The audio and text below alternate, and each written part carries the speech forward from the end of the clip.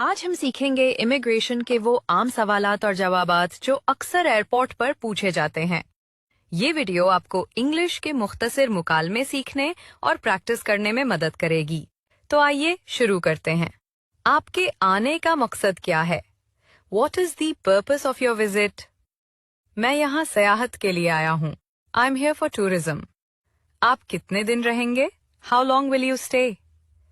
मैं 2 हफ्ते कयाम करूंगा। I will stay for 2 weeks. आप कहाँ ठहरेंगे? Where will you stay? मैं होटल में रहूंगा। I will stay at a hotel.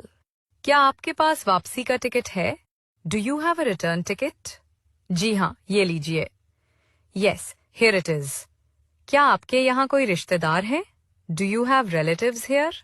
नहीं, मेरे यहाँ कोई रिश्तेदार नहीं है। No, I don't have any relatives here.